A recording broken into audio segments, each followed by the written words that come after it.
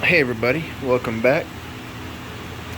So I'm real excited about this next project I'm going to be starting on.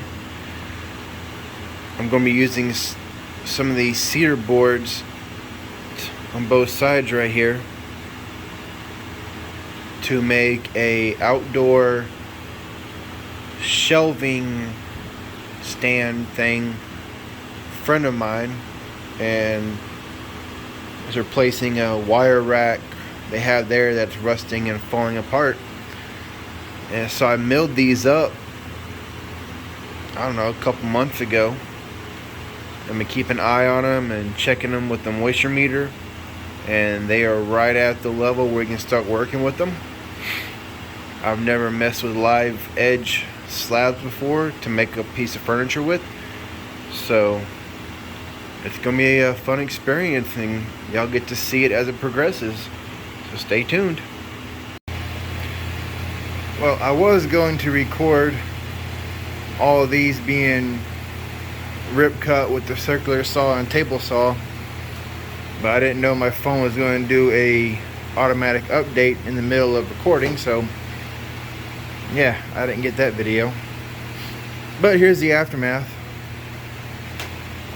Got these four here. We're gonna make the sides up, and it's gonna have four shelves, one on top and three spaced out,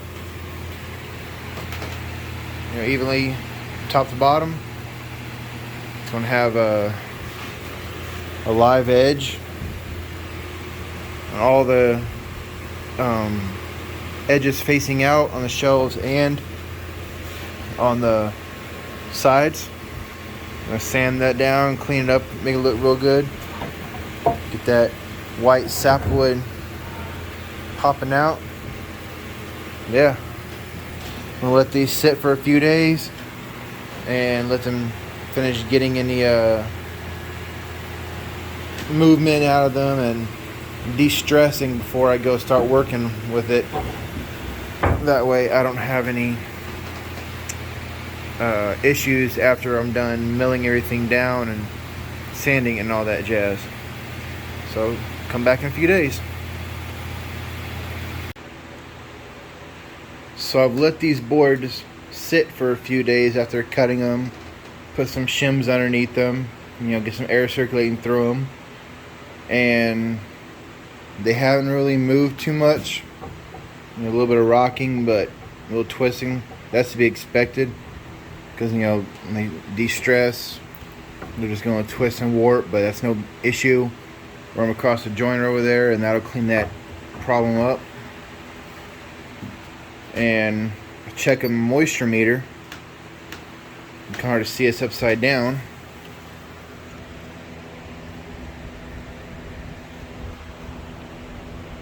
And we're holding that right about 10%, maybe a little bit under on all these boards as I'm checking them. 10.1, 9.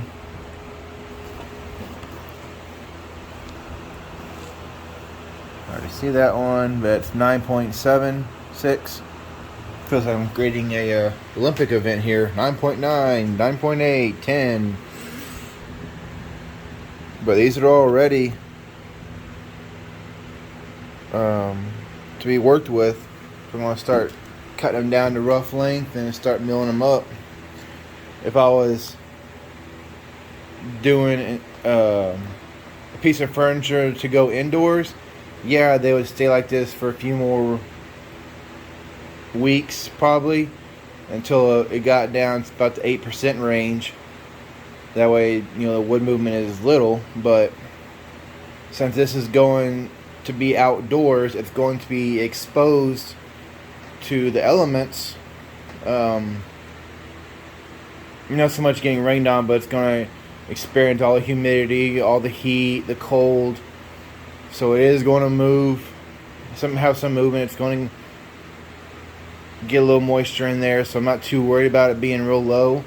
But I think 10% is a good number to work with to get these processed. So that's what we're going to do next.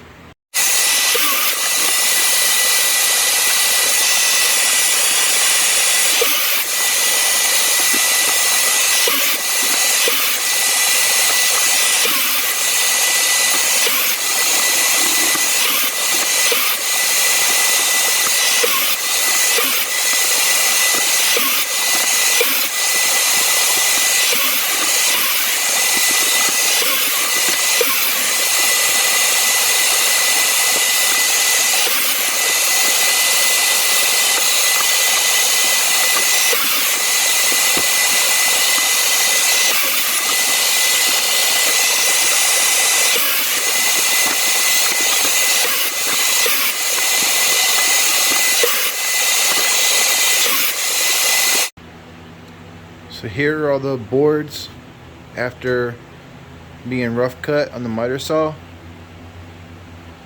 And next step after this is running across the joiner to get one flat face and one straight edge. They make a perfect 90 with my little combination square. And if you're wondering kind of what the shelves are going to look like,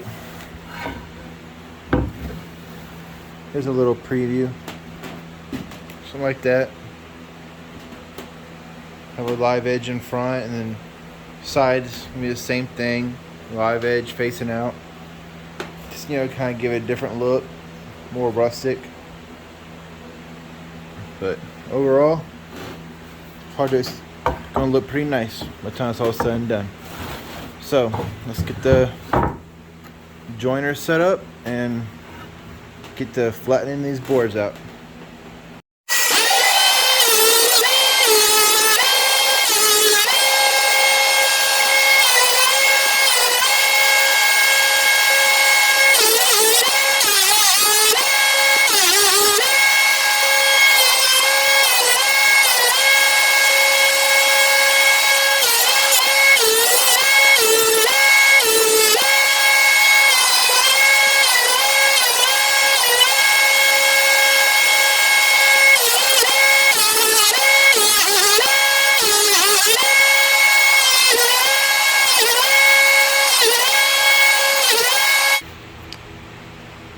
The boards took a little bit longer to joint than I figured, but being rough sawn lumber, it's gonna take a little bit to do.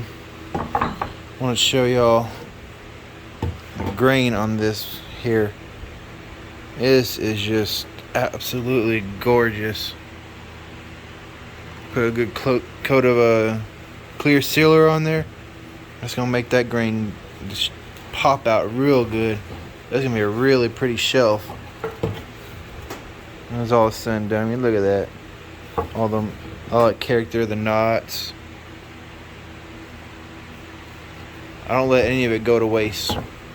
I try to incorporate as much of it as I can in every project.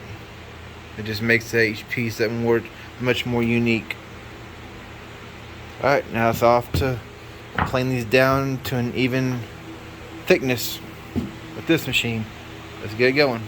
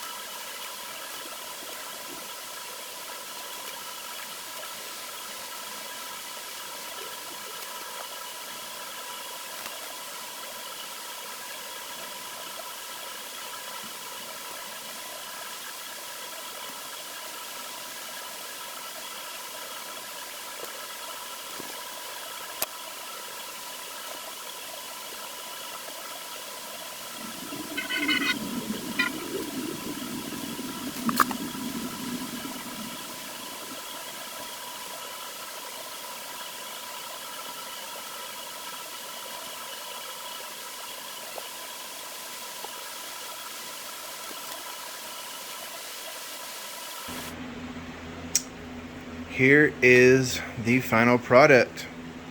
Sealer is on and dried and retain that beautiful rich pink color that cedar has. I mean, the sapwood pop out too. It looks really good. I'm impressed with it. I really like it. All this came from a couple of logs that I milled my chainsaw not too long back, about 3 months ago roughly. It's crazy how that just went from a log down to rough slabs like these, and then milled up, cleaned up, and got this. I do see more projects coming in the future with this stuff. And just look at that. They may not get this shelf. I'm gonna keep it for myself. Hope y'all enjoyed the video. Until next time.